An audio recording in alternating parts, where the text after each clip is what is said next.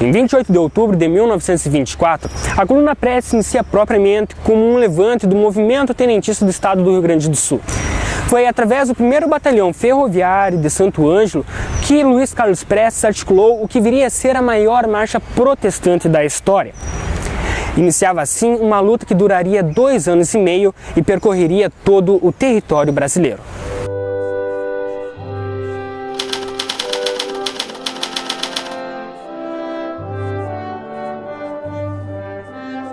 Desde maio daquele ano, Prestes já preparava o ambiente para que o levante fosse efetivo no seu quartel.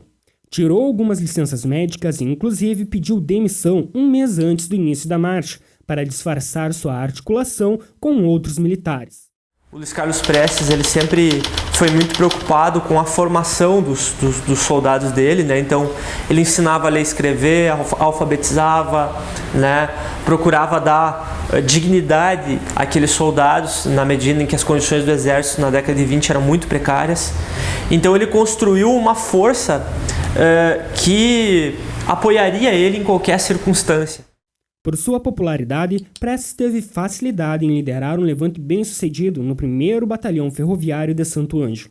Em outros municípios, como Alegrete e Itaqui, o exército do governo rapidamente neutralizou os jovens militares que tentavam tomar os quartéis. Somente na região de Santo Ângelo teve sucesso o levante, principalmente pela escolha de montar acampamento em São Luís Gonzaga. Aqui em São Luís Gonzaga é para onde vem o Prestes, que tinha tomado o Batalhão Ferroviário em Santo Ângelo, para onde ele foi designado.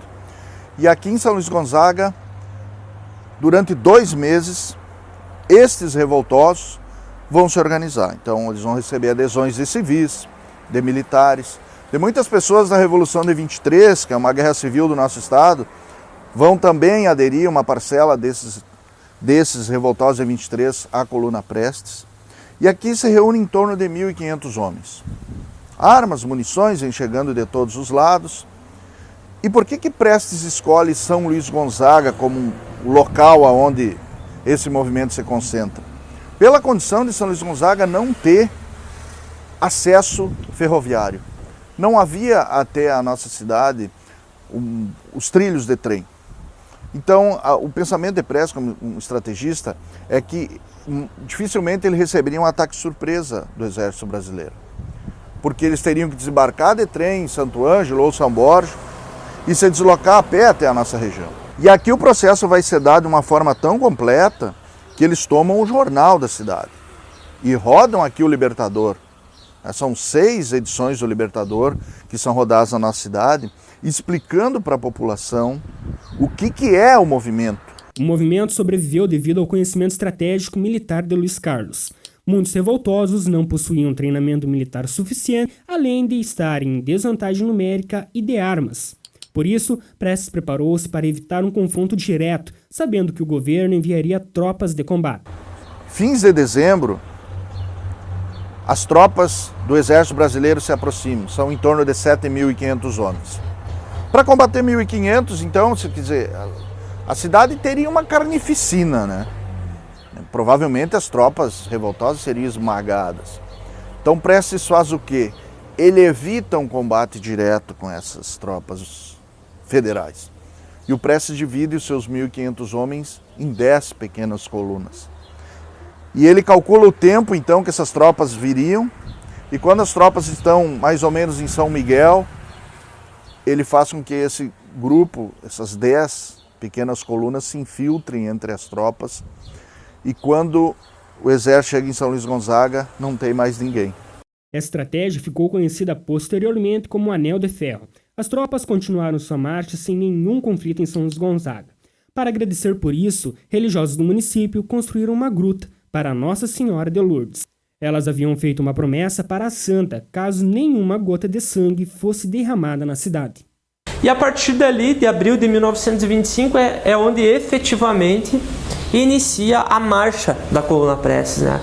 A Coluna Prestes se torna ali um movimento que vai percorrer o Brasil, praticamente todos os estados, né, da época, que existiam na época, todas as regiões, né, sul, norte, leste, oeste, vão chegar a adentrar o território do Paraguai, vão fazer uma marcha primeiro de ida até Minas Gerais, depois uma marcha de volta, passando pelos mesmos caminhos, enfrentando tropas superiores a eles, né, de diferentes comandantes do exército que foram destacados para fazer oposição à coluna, né? Muitas mulheres vão fazer parte da coluna, isso é um elemento bastante importante que às vezes é silenciado, né?